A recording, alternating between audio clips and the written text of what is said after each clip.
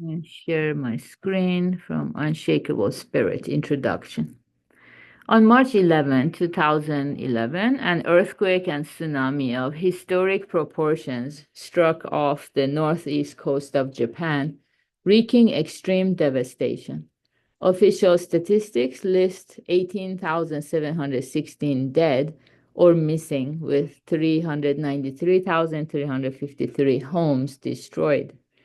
The international community reached out quickly and with great warmth, not only to the areas directly affected, but to the nation as a whole.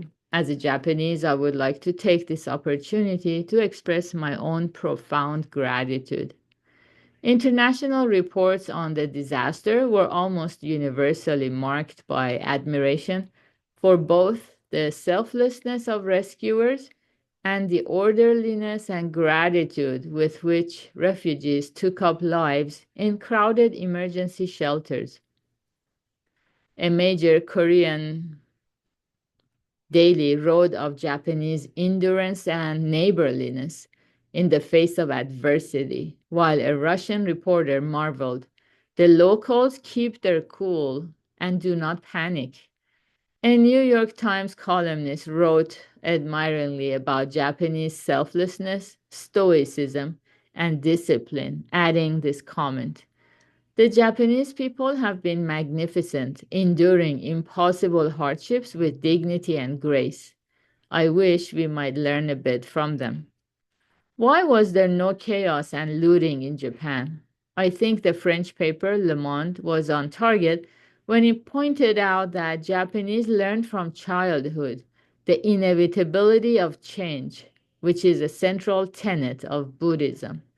Buddhist teachings on impermanence are deeply embedded in the Japanese soul, and this, wrote the paper, is what enables Japanese people to remain calm when disaster strikes.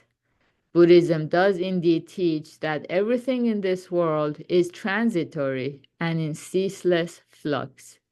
As expressed in the timeless words Shogyo Mujo, the impermanence of all things, change comes to one and all, whether gently or with sudden violence. Buddhism teaches us to quietly accept the feelings of sadness and grief that naturally arise when we come face to face with this truth, and at the same time shows how to transmute those feelings into positive, forward looking energy. Harmony, effort, and patience are three traits that have become representative of our nation, and all three have their roots in Buddhism. Prince Shotoku, Japan's first great patron of Buddhism, wrote a 17-article constitution that begins with this exhortation, familiar to all Japanese down the centuries: cherish harmony. But as Buddhism makes clear, human nature is desperately selfish. Setting aside self interest to band with others is never easy. Harmony cannot exist without effort, and sustained harmony requires the cooperation and effort of all. The spirit that values efforts to promote harmony rises naturally from Buddhism. Like harmony and effort, the patient acceptance of adversity, as seen in the recent disasters, is another Buddhist ideal.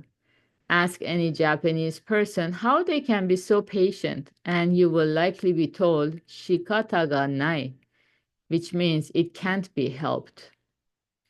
The idiom expresses resignation, but not despair. The original form of the Japanese verb for to be resigned, akirameru, means literally to see clearly, akirakani miru. When we see clearly the three elements of the law of cause and effect, the law that forms the core of Buddhism, we can accept uncomplainingly all that befalls us. Good actions yield good results or happiness. Bad actions yield bad results or unhappiness, disaster. The seeds each person sows yield outcomes that, for good or for ill, determine that person's fate. Making efforts to do good is bound to yield good results. Knowing this leads people to avoid doing wrong even when no one is looking. The reason so many Japanese people affected by the disaster responded with neighborly sympathy, helping one another instead of resorting to violence and looting, is surely because deep down they understand that positive actions lead to happiness. Life, as Shakyamuni Buddha taught long ago, is suffering. The slings and arrows of life come at us continually. Look straight at the cause of your sorrows, examine yourself, and aim higher. In this way, you can get up again however many times you are knocked down. The Buddhist way of life, based on this kind of clarity of vision, is full of strength and resilience. Our nation will emerge from this calamity with vigor, just as it did nearly 70 years ago when Japan rose from the ashes of war with indomitable spirit. In the meantime, the remarkable outpouring of goodwill from around the world has been a tremendous encouragement. How can we best respond? Only by sharing Buddhism, the philosophy underlying the unshakable spirit of the Japanese people. That strong desire lies behind my decision to share these essays with the English-speaking world. Okay, so up to here for today. Yeah, so let's continue practicing. So I'm so happy that all of us could join here and engage in this meditation practice together. Okay.